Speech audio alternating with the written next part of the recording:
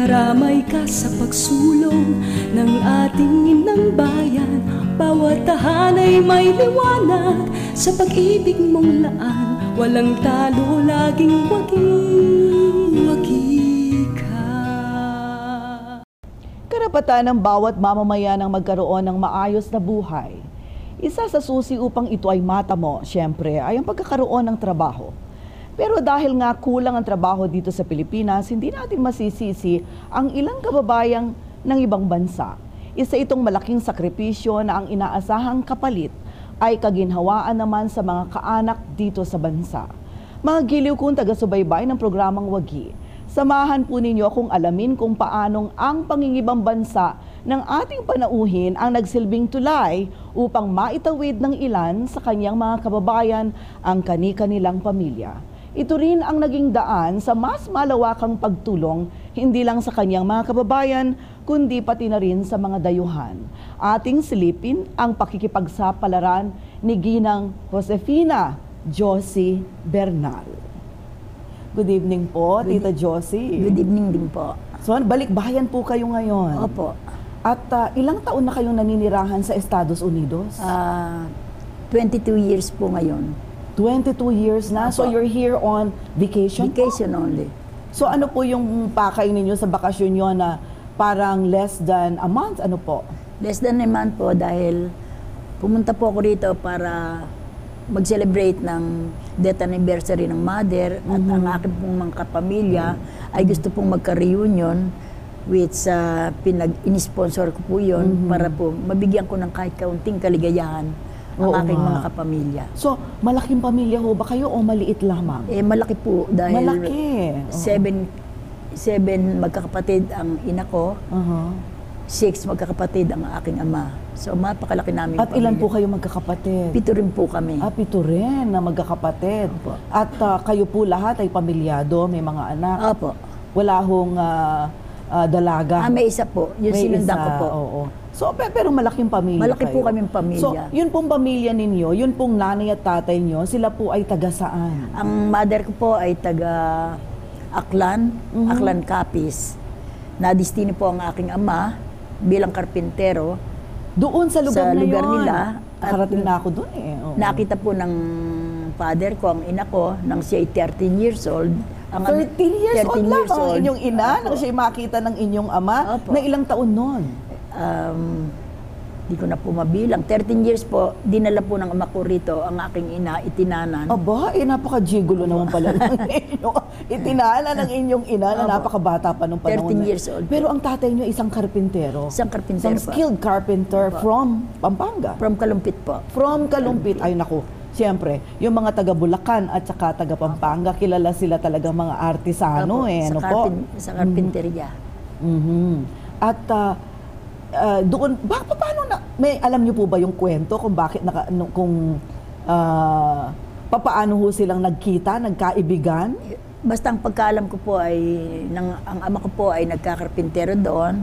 Nakikita raw po niya ang ina ko na naglalakad. Tapos po gusto niya, hindi naman po marunong ng Tagalog ang ina ko. So, hindi naintindihan ng ina ko hanggang sa boyfriend-girlfriend na po pala sila. Nagkaintindihan sila sa pamamagitan ng lengguwahe ng pag-ibig at ng body language siguro nila. Siguro panay ang kindat ng inyong ama sa inyo. Buhay pa po ba ang inyong mga magulang? Wala na po, namatay na po ang aking mga magulang. Ang ama ko ay namatay nung ako ay 2 taong gulang. Tapos, ang ina ko po ay kamamatay lang nitong 103 years old po siya. 103 years old? Pampipir na po siya ngayong namatay. At lahi niyo ho ba ang mahaba ang buhay?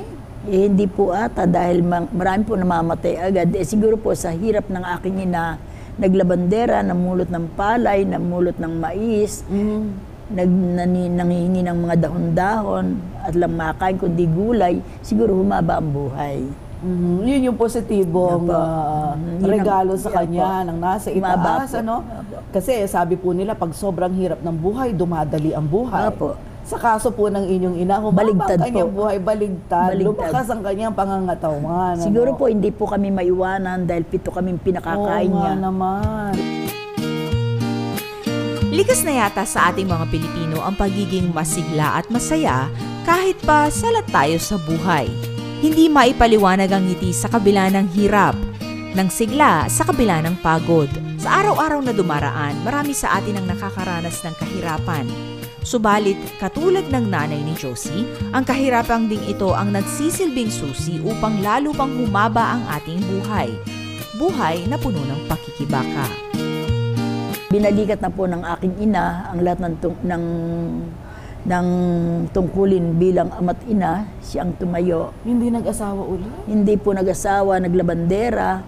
Pagkatapos po ang aking kapatid na medyo malaki-laki na, tumulong pong nangunguha ng suso, nangunguha ng mga, ano yun, yung mga isdang maliliit, tsaka namumulot ng palay, namumulot ng mais. Napakahirap po ng dinaanan yung Pinakamahirap po kami doon sa amin sapagkat bahay man po namin ay maliit na maliit. Kaya sa mga kapatid ko po, walang nakatapos mag-aaral. Sa inyo magkakapatid, kayo Ako lang lang ang po. nakatapos? Ako lang Paano po. niyo pong itinaguyod ang sarili ninyo? Saan po ba kayo nag-elementarya? Doon na rin po sa Princess Elementary School. Tapos po yung 5 and 6 grade, sa bayan na po ako nag-aral. Which, Sa Kalumpit po ito? Kalumpit po. Opo. Sa pagtityaga po dahil isa po ang aking sinelas, bakya pa nga po ata noon. Which binibit-bit ko po yun. Sa bukid ako nagdadaan para huwag mapudpod at wala naman po kaming pambili. So sa hirap po na yun, bala ko na pong huminto. Pero naisip ko, hanggang doon na lang kami sa bukid. Paano ang ina kong naghirap sa amin? At saan po kayo nag-high school? Sa Kalumpit Institute po. At ng kolehiyo po ninyo? Sa Manuel Luis Quezon University. Opo. At ang master's degree ko po ay sa Bulacan College of Arts Tignan and nyo nga Training. yan, nag-master's degree pa kayo. Suporta ng mga kapatid at sariling determinasyon ang gumabay sa unang hakbang ni Josie sa isang formal na institusyon. Sa bawat hakbang upang makaakyat sa bawat paitang, marami pa ring hamon at pagsubok na nilabanan si Josie. Hindi man nakadalo sa kanyang pagtatapos, ipinagmamalaki niya pa rin ang parangal na natanggap. So talagang itinaguyod nyo yung inyong sarili? Opo, kasi nung high school po ako, di po ako nakasama sa graduation ceremony. Pero top notcher po ako, top 10 ako doon. Waging-wagi kayo talaga. Pero hindi po ako nakakuhan dahil wala po akong baro. Walang baro? Wala po akong barong ipangaakyat. May nag-donate po naman ng sapatos, makaakyat po ba ako ng alam baro? So, ang ina ko po nagsisikap na makahiram ng sangkabang palay para maibili ko ng damit. Wala pong nagtiwala sa amin kasi saan daw kami kukuha ang pambayan. So hindi po ako nakasama sa ceremony. Paano po kayong nakatapos? Ano ang mga, kayo ho ba ay nagtrabaho? Working student po ba kayo habang sa college kayo? Ganyan po yun eh. Yung mga kapatid ko pong dalawa ay nananahi sa Taytay. Tapos po yung kapatid ko pong isa ay nagtinda-tinda po dahil wala po silang natapos sa isang construction. Alam niyo naman po sa construction, yung wala namang pwesto, dadalhin yung mga nagluluto. Tapos po yung kapatid ko na yun, tumulong po ako. Maghapon akong tumutulong, nagpanggabi ko ng pag-aaral sa Manuel Luis Quezon University. Kung isipin ko po dahil bag po, wala po ako ng panahon na yon. Ang pamasahe ko, sapat lang. Ilinalagay ko sa libro. Tapos lumalakad na ako, makapatapos lang po ako ng pag-aaral. Ano pong kursong kinuha ninyo? BSE Ed po, Bachelor of Science in Elementary Education. Talagang gusto niyo po maging guro? Opo. Okay. Tapos po, nakapagturo ako, dala nga po ng kahirapan, pero nakapasa po agad ako sa teacher's exam. Which nagpa-substitute na ako. Hanggang sa na-permanent teacher na po ako.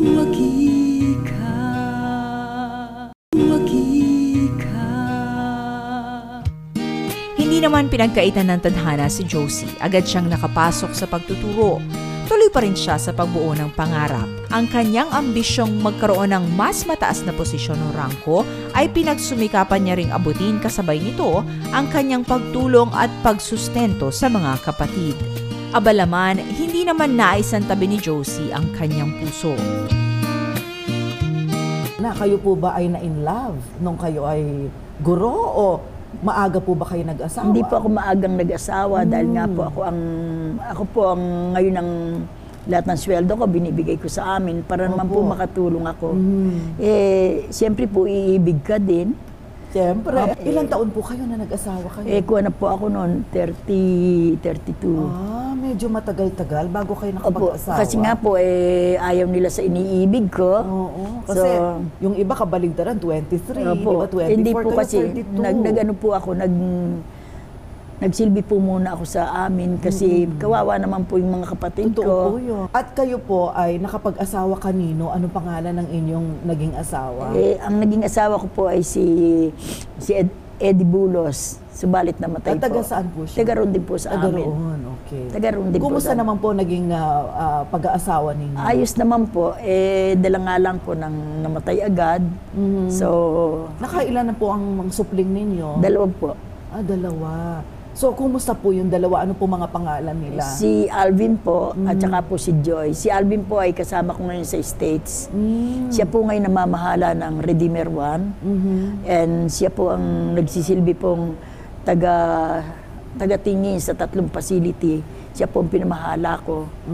Pero may mga administrator Pero po ako. paano kayo napadpad sa US?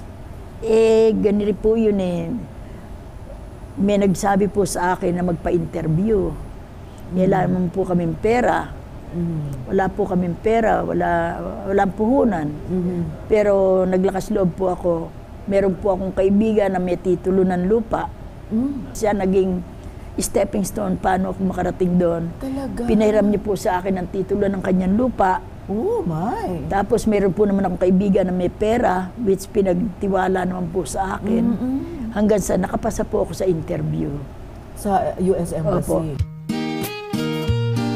Sa oras ng kagipitan, gayon din sa pag-abot ng mga pangarap, totoo ngang ang mga tunay na kaibigan ay maaari ring sandalan. Ito ay napatotohanan ni Josie. Saan po sa US kayo dumiretso? Doon na po mismo sa California. Sa California. At sino pong kakilala nyo doon? Meron po doong pinsan ng ama ko, pinsang Makalawa, mga Barrett, yung mga well-to-do sa amin sa Frances. Kaibigan ko po si Ate Nitang, yung isang anak nila, which doon po ako sa kanila dumiretso. Pero agad po ako nagtrabaho. Ano po naging trabaho mo sa Nag-caregiver po ako. Uso na ba noon ang caregiver? Uso na po. 22 years ago? 22 years ago, nag-caregiver po ako na pagdating ko, edi siyempre, sasabihin ko na po, wala naman po akong papel noon. So ako po ay nagke-caregiver. Tapos po, malakas po talaga ang loob ko. Nag-DNT kayo? Opo. Opo. Tapos po, nag-apply po akong guro, teacher. Nakita ko po sa dyaryo. Dala ko pong pang-interview, yung isa kong uniforme na dinala ko souvenir ko sana dahil wala pa akong damit. Yung bag ko po na laman lagi ng chok, yung pa rin po ang dala ko. Ang pila po ay 57. Ako lang po ang Pilipino, maitim na maitim ako. Tsaka pa pinakamalita ko dahil mga kasama ko, mga itim, mga puti, mga Meksikano, malalaking tao. 57 po yun. Pagka po pumasok sa kwarto, 3 pong room ang pupuntahan, ang final sa direktor. Pag agad pong umalis, lagpak yun. Pag nagtagal? Pag nagtagal, panalo ka, huwagi ka. Kayo. Nagtagal ako. Nagtagal kayo sa Hinire interview? po ako.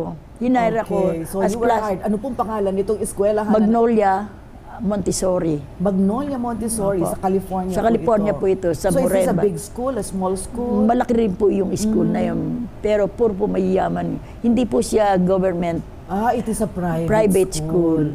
Yung mga may kaya, yung May mga kaya po. nag-aaral. Kasi one take ko lang po ng CBS, California Basic Educational Test. Hindi po ako matalino pero nakapasa po Palagay agad ko ako. matalino kayo. Nagiging humble lang kayo. Naging ano po ako, naging Diligent student kayo. nakapasa nung po araw ako. Nakapasa po ako. Naku, wagi na naman kayo. Which natanggap ako doon. Binigay po sa akin sa immigration ay kuwan lang po, 1 entry.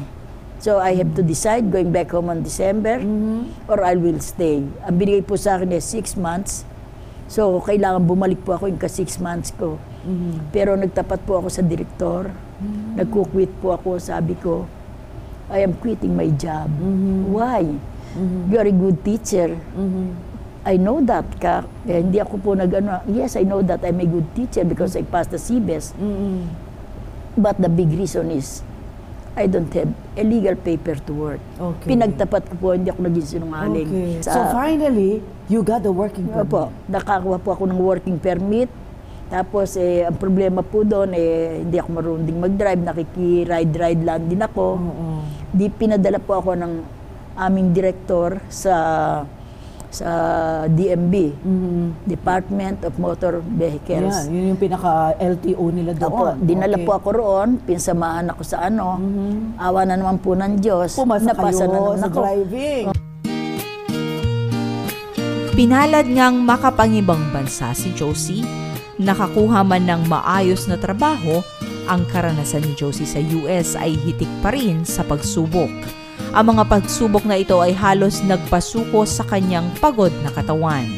Subalit, mas nanaigang kanyang puso't isipan, kaya't pinilit niyang matupad ang pangakong mapaglingkuran ang mga kapamilya. Pag galing ko po sa school, ang labas ko, 2 o'clock, pumapasok po ako sa convalescent hospital ng alas 3. Double job po ako. So, papasok kayo sa school in the morning? Opo. Anong oras po? From 8 to 2 po. From 8 and then 2 p.m. you go to your second job. Somebody has to pick me up to share a ride, but of course I pay. Yes. Dumarating po kami sa convalescent alas 3, which I will work there up to 3 to 11. In the evening, 11 in the evening. Pataas po. Oh my goodness. Pag dumating po kami ng bahay, alas 12 na, then pagod na kayo. Pagod na po. Tsaka hindi po ako sanay noon, hindi pinaplansya ang damit, namamlansya pa ako. Tsaka po marami kaming nakatira sa bahay na yon. Ako po ang natukan ng alas 4 paligo. Mantakin nyo, matutulog akong alauna media. Oh my goodness. Kailangan bumangon po ako para makapaligo ako. Ang hirap. Kaya nagpatuloy hindi kayo nakaisip na suko na, uwi na Hindi ako. po ako sumuko kasi nang tumalikod po ako sa amin. Sinabi ko sa akin, by hook or by crook, hanguin ko ang pamilya namin. Sa lahat ng mga nanghahamak sa amin, babalik ako nang hindi na ganito. Kaya 13 taon po ako na hindi nakauwi sa amin. 13 years. 13 years kasi umalis na po ako sa pagtuturo. Sinabi ko na naman sa direktor, sabi ko, I have to leave. Sabi, bakit? Kasi nga, gusto kong, kung dito lang ako, malaki na nga ang sweldo ko, pero gusto kong umiba naman ng trabaho. Nangangarap kasi ako. Hanggang sa umalis na po ako doon, nag-caregiver na naman po ako sa, meron po kasing mga facility na license for 6, may mga tubong lahat, yung mga ganon. Pumasok po ako dyan sa umaga. Pumasok po naman ako sa malaking hospital. Sa gabi? Sa 2 to 10 po naman yun. El Encanto Hospital. Then after that, I go to the other convalescent. 3 po ang job kong sabay-sabay. 3 jobs? Opo. So, ilang oras kayo natutulog? 1, 2 po. Tinagalan ko po yun ng 4 na taon. Ilang taon yun? 4 na taon, 4 years. Hindi kayo nagkasakit? Hindi, nagka-cancer po ako Nagka-cancer kayo? Nagka-cancer po ako. Year 1991. Nagtatrabaho na ako na dapat po mag-leave pa ako ng 3 months kasi hindi ko pa kaya ang mag-leave. Pagka po naman ako nag-leave ng sobrang buwan, mawawalan po ako ng insurance, hindi na po ako ma-check up. So bumalik po ako sa trabaho, ala pa po 1 buwan. Payuko pa po ako kasi gusto ko pong bumalik dahil yung disability po, sandali lang yun, which hindi po ako makatutulong sa amin. So, pero magaling kayo magdala ng problema. Hindi po nila andyan po kasama ko ang kapatid ko, hindi nila naalaman ako'y natutulog sa gilid ng simbahan. Pero nasa kuwan po ako, nasa sasakyan. Sa sasakyan ko, ginaw-ginawan, December. Tinatakpan ko po yun ng karton. Yung sa sandalan po ganito, may lalagay mo. Naglalagay po ako dyan. 4 ang suot ng damit, maginaw na maginaw. I can just doon po ako imagine. natutulog. Hindi po naalaman ng aking kapamilya ang lahat ng nangyari sa akin. Kasi yung asawa at anak ninyo, naiwan sa namatay na, namatay na rin po noon ng asawa ko. Kaya siguro po ngayon mga 15 years na rin po. Hindi po ba siya nakarating sa Hindi US? po. Hindi. Opo. Kasi po, wala pa po ako nung papel. Aha. Kahit po mother ko, hindi po nakarating kasi wala pa po ako sapat na pera, pinadadala ko pa sa kanila. At ang hindi nila alam bumibili po ako, kung nakararating kayo sa States, yung mga Chinese food, $1.99 po noon. Opo. Na yun po, ginagawa ko po 3 kain para lang po pera kung mapadala ko sa amin. Wagi ka, wagi ka. Masayang tumatanggap ng dolyares ang mga napapadalhan na mga may kamag-anak sa ibang bansa.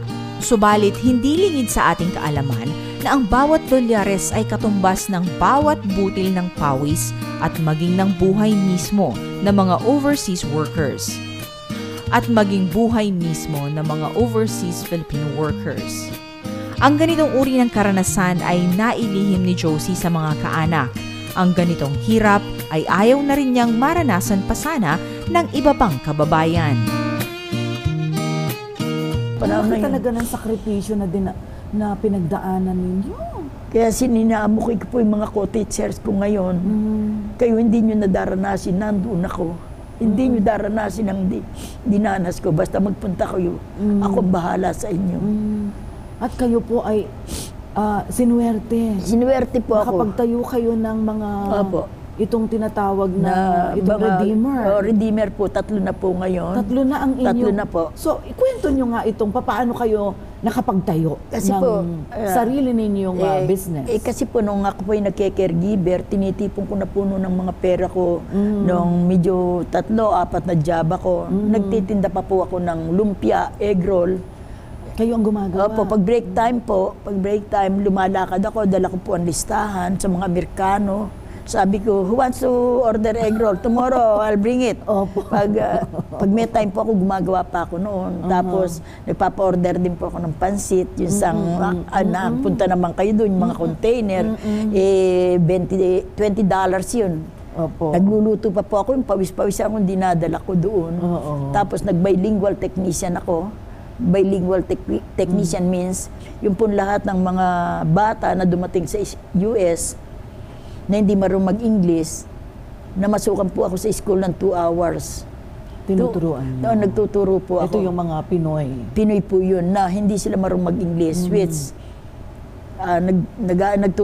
nagturo po ako ng English-Tagalog, dun sa ano na yun. Kaya yung pahinga ko, oh my goodness, di na po ako ginawa. Di na po ako nag-aalis ng sapatos. Siyempre, naka-rubber shoes ka, caregiver ka. Opo. Nagtatalokbong na lang po ako, sayang 1 minuto. 1 minuto na maghubad pa ako sa sapatos. Right. Pamiyamya po, 2:00 na papasok na naman ako. Ang hirap ng dinaanan yung buhay. To reach this status. To reach po, opo. Okay, so ngayon po, itong tinatawag yung Redeemer Home, ano po itong konsepto nitong inyong ano po na ito? Ganito po yun. Nag-caregiver po ako dyan sa malayo-layo sa amin, which nakapag-alaga ako ng isang batang Amerikana. Tapos inampon na naman po ako ng magulang. Ang sabi ko, hindi dahil I eat rice 3 times a day. Tapos po, you have a very good reason. Labag po sa loob ko na iwanan itong bata. Minahal ko na rin, minahal ko yung iba. Pero most of all, siyang mahal ko dahil sa pinagkatiwala ng magulang. Inaampon na naman po ako ng parents niya. Which hindi po ako na naman nagpampon. Kung magpampon ako, hanggang doon na lang ako. Hindi po alam ng mga magulang niya na nag-quit ako sa trabaho. Hindi ako nagpaalam kasi pipigilin nila ako hanggang sa regional to regional, parang Central Luzon, doon sa kabila. Okay. Hinanap po nila ako, nagtanong-tanong hanggang sa nakita nila ako na hindi na po ako caregiver, administrator na ako. Love, passion, at commitment. Ito ang mga katangiang naghatid kay Josie sa pagtupad sa isang panibagong pangarap. Isang katuparan ng Redeemer Home na bunga ng kanyang pagsisikap. Ang sabi po nila, ang isa daw na susi sa tagumpay ng sino mang tao, yung mahal mo ang trabaho mo. Opo, totoo po yun. Hindi yung, meron po kasi yung galit sila sa trabaho nila. Yun po. Parang they are bitter. Why do they have to go to work? Yes. Why do they have to give so much to their work? Pero hindi po ba ganun yun? Totoo po yun Your kasi. job daw will love you back. Yeah. You believe in that? Opo, totoo And po you yun. are an epitome of that. Yeah. Totoo po yun kasi Opo. ang iba, nagtatrabaho, lalo dito sa mga disabled, na pipi na, they are not capable to work, they cannot say their needs, they cannot say their names, they are mute. Almost all my clients are mute. But my Redeemer 3 are higher functioning na. Kaya yung pong dalawang akin. So Redeemer 1, 2, 3, you have all this. Opo, una po kasi You must be pretty rich now. hindi naman po. Tinipon ko po kasi yung mga sinusweldo. Tinitipon ko po kasi ang sinusweldo ko para makapagtayo ng isa. Kasi kung wala kang partner How much sa buhay, capital do you need to be able to establish, you have to have $100,000 in the bank. In the bank. Which yes. you will not use. That is your operating cost for 3 months. At hindi lang po yun, pag bumili ka ng bahay, you have to renovate because just the place where the wheelchair will. Yes. Yeah, there is a measurement So, may of mga 36. requirement yan, Meron no? po yung Very strict 36. in the US. Opo, at saka dun sa kailangan may exit door ka dun sa aking mga That's right. sa mga disabled. Pero ala po akong binubuhat. I'm lucky that they are all ambulatory.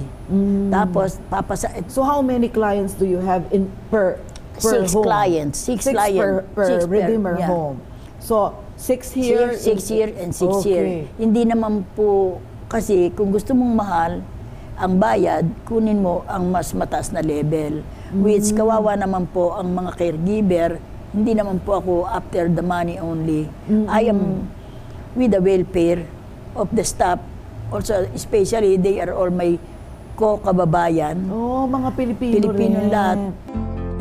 Hinikayat ako ni Josie na mag-try ako na mag-apply sa US Embassy na magkaroon ako ng visa.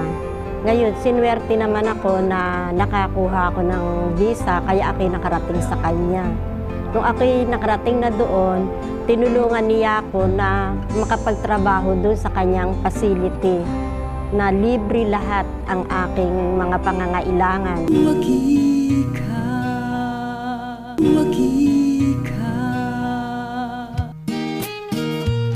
Sa Redeemer Home, naisa sa katuparan rin ni Josie ang pangarap na makatulong sa mga kababayan.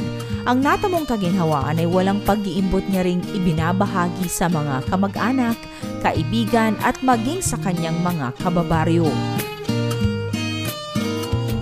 Mayroon din siyang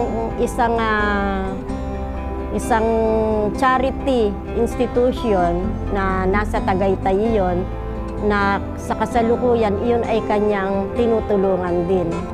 Na meron doong mga bata na nangakatira, yung mga street children na pinagsama-sama nila sa isang home. Yun ang kanyang tinutulungan. Binibigyan niya ng mga pangangailangan ng mga bata. Ito produkto ng inyong hard work Opo, talaga. nagtrabaho At po. naging wagi kayo. Opo, ngayon po nagkaroon na po nga ako ng facility which tinulungan naman ako ng mga parents, lalo na yung isang mahal na mahal kong pasyenteng batang pipi. Yung nanay niya, tinulungan ako magpintura. Alam niyo, may kasabihan tayo mga Pilipino, kapag daw yung bukal sa ating loob ang pag-aalaga ng mga special people, special children. Opo. Ako po kasi, nagkaroon ako ng anak na special. Opo. Po. Pero sinawing palad na namatay po Opo. at the age of 4. Pero ang sabi po nila, para silang mga anghel kasi. Ala po di ba? silang kasalanan. Opo. Kanya, yung mga nag-aalaga ng bukal sa loob nila, yan daw po pinagpapala ng And you Diyos. have to have a Opo. big heart. That's right. Not all are capable to take care of these special kids. Opo. Bihirang-bihira po. Ang iba po niyan ay ang kailangan lang nila ay pera. Meron din po tayong kababayan ganun. Pero once na na-train ko sila, ako po ang nagbibigay ng mga training. Once na na-training ko sila at sasabihin ko sa kanila na maaawa tayo dahil tayo walang anak na ganyan. Ngayon, kung imamaltrato natin sila, mako-close pa yung facility ko, kawawa pa itong mga bata. Opo. Ano po ang pinakamahalagang bagay na dapat matutunan ng isang taong nagtatrabaho sa inyo pong sa ganyang klaseng bahay, yung Redeemer? Ano po yung pinaka-philosophy at mission po ninyo? How do you tell them when you train them? What is the most important? Ang kinuha ko po kasi, tinetrain ko muna sila sa aking program design. Before you can open a facility, you have a program design, Okay. which you will write there all your services that you will offer to this kind of Okay. population. Ngayon po, pag dumating kami doon sa objective na mabigyan sila ng maganda at stable at matapat na pagsiservisyo, doon ko na po pinapasok na sabi ko, wala sa aking kababayan kundi natin bibigyan ng magandang trato ang ating mga bata, na pipi sila. Sana ang expectation ko ay maging maayos. Mahalin natin silang lahat. Huwag natin silang mamaltrato, huwag natin silang abusin. Kung dapat kumain, pakainin natin. Ang frigidaire ay puno, kaya kailangan pakainin natin sila.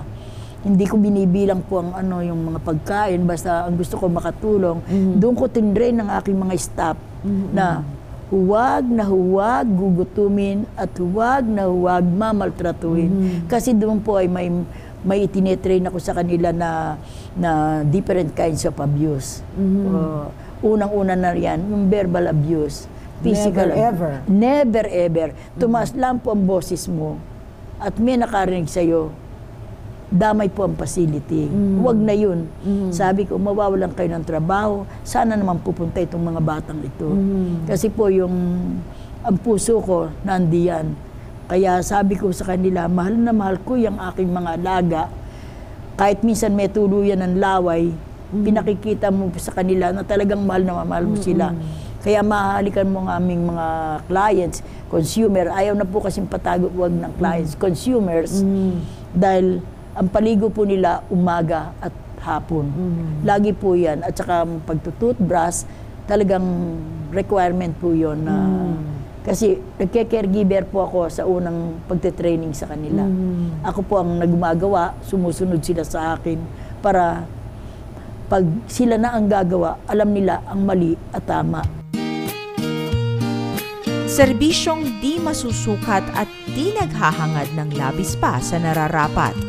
Serbisyong gamit ang puso. Ito ang klase ng paglilingkod na inihahandog ni Josie sa kanyang mga kliyente. Ito rin ang malinaw niyang pamana sa mga kababayang Pilipino na kanya ngayong empleyado. Ito ang klase ng serbisyong ipinagmamalaki ng mga Pinoy at hinahangaan sa buong mundo. Alam nyo, maraming kwento akong naririnig, ano po. Halimbawa, nagpunta ako sa California, ang kwento nila, ang nakausap ko, hindi man Pinoy mga Amerikano. Ang sabi nila, mas gusto nila yung Pinoy. Kasi po masisipag. Masisipag at saka daw talagang hindi binibilang yung trabaho. Yung trabaho, at saka yung pagmamahal, hindi yung kayang bayaran hindi yan po. Hindi ho yan masusukat at hindi matatapatan ng pera yan, hindi po ba? Kusang ibinibigay. Kusang ibinibigay po yun. Mapasensya daw po. So, nag-a-agree kayo, there is really a fine difference between itong mga Pinoy na ganitong trabaho at saka ito pong hindi Pinoy. Kasi po, nagtrabaho ko sa convalescent, may Pinoy, may Amerikanong itim, may Amerikanong puti, may Meksikano. Ngayon po, yung pong mga Meksikano, palibasa, mga bedridden yung aming inialagaan. Pagka po nagbasa sila sa bed, pinapalo nila yung puwit. Pero ala pong Pilipinong gagawa noon. Napakabait po ng ating mga ko-Pilipinos. Tsaka nagtrabaho pa rin po ako sa isang malaking convalescent. Nagtataka ako bakit tapos na sila, ako alas 12 na nagpapaligo pa. Sabi nila, halika turuan kita.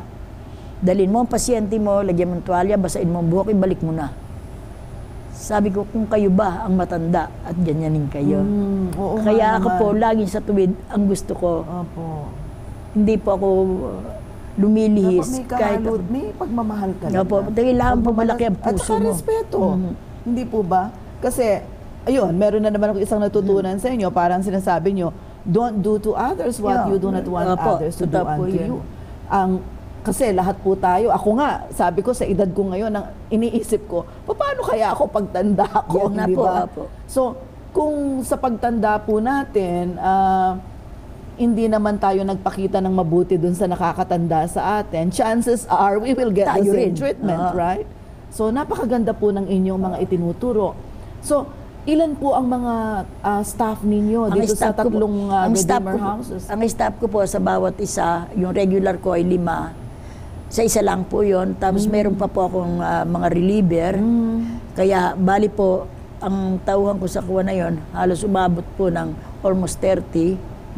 Pero may sarili naman po akong accountant, lawyer accountant, Pilipino rin. Kasi dumadating po ang auditor na di ko man kaya sagutin. So malayo na po yung estado ng buhay ninyo ngayon noon pong una kayong dumating. Opo. Di ba? Yung struggle na dinaanan Opo. ninyo, matindi talaga. Pero hindi po ako nagkukwento ng mga kung ano ko doon. Pag dumarating ako, nakatsinelas din akong pudpod, nagtatricycle ako. Ala pong nakakaalam. Pero nang dumating po ang mga taga riyan sa amin sa barangay, binigyan kong trabaho. Isa na po si Eva, na binigyan kong trabaho for 5 months. Tapos po, sila po ang namalita kung ano na ang Doon sa kalagayan accomplishment nyo ko po. doon. Kaya, tsaka po, sabi ko sa kanila, basta maging matapat kayo, tatawag kayo sa Diyos, kahit sino ka pa, bibigyan ka ng biyaya ng Panginoon. Oo nga po. Yun talaga ang pinaka-importanting waging istorya. Opo.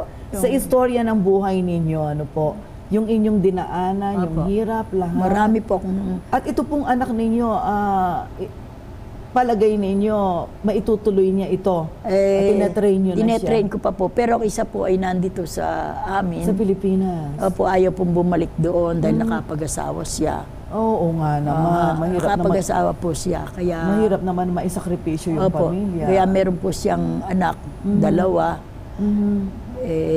Yun po ngayon yung problema ko. Gusto ko pong makuhang muli.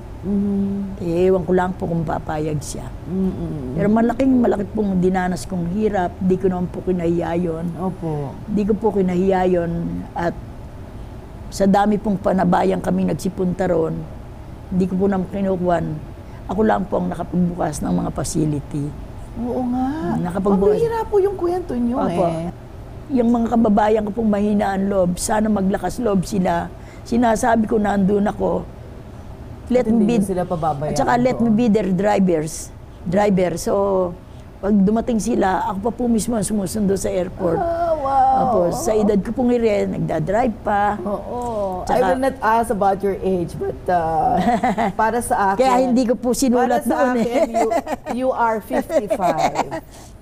At saka sabi ko nga po ngayon, at saka ang kuwan ko po, it's not the money alone that will make a person happy. It's not. It's the love and That's peace. Kasi po, may I pera agree. ka, mabibili mo ng lahat. Di tulad noon, bakyalan, hindi ako makabili. Sabi ko nga po sa mga kapatid ko, ano man ang biling ko ngayon, terno, kaya kong bilhin. Pero hindi pa rin sapat kasi magkakalayo tayo. Oo nga. Merong oras na gusto May kong... kulang sa buhay. May gusto kong oras na lumundag, lalo't kung nagkakasakit ako. Gusto ko silang makita. Gusto kong may magmahal sa akin. Pero kulang na kulang. Hindi ko mabibili yung mga pagmamahal na gano'n. Tama po. Kaya, I think that is a lesson in life Opo. na natutunan po ng maraming nanonood sa atin ngayong gabi. Tita Josie, in behalf of this program, Wagi and CLTV 36, gusto ko po magpasalamat sa inyo for sharing your inspiring story. At ako po ay natutuwa. Binigyan niyo po ng panahon.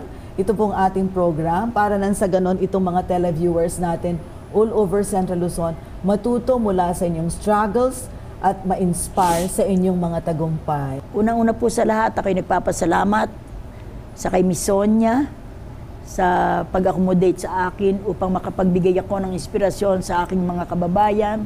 Maraming salamat at nandito ako kasi po may philosophy ako. You don't have to pay for your dreams. You have to work for your dreams. Fantastic. Very well said. Utang na loob ko po ito, ang lahat ng ito sa Panginoon. Congratulations. Maraming Tita salamat Josie. po. Lalo You po have sa iyo. inspired so Maraming many, salamat so po. many. Maraming Thank salamat. you very much. Minsan pa napatunayan na sa pagkalinga sa ating kapwa ay hindi tayo tumitingin sa estado sa buhay. O di naman kaya sa edad o kung anumang lahi ang pinanggalingan nito. Tunay nga na ang wagas na pagmamahal sa kapwa, katapatan sa tungkulin, pagmamahal sa trabaho, at paniniwala sa patuloy na paggabay ng poong may kapal, ang siya maghahatid sa atin sa rurok ng tagumpay. Hanggang sa muli, ako po si Sonia Soto. Samahan niyo ako sa mga susunod pang episodes ng Wagi, ang programang naghahandog sa inyo ng mga kwentong tagumpay ng bawat Pinay. Magandang gabi po. Para sa inyong mga tanong, komento o suhestyon, i-type ang CLTV space Wagi space ang inyong pangalan at address at mensahe at isend sa mga sumusunod na numero. Wagi would like to thank Jasmine Furnitures. Contact them at 045-893-3035 or 893-3036. Veras Mabuhay Furniture. Visit them at Henson Street, Angeles City. Wagi ka!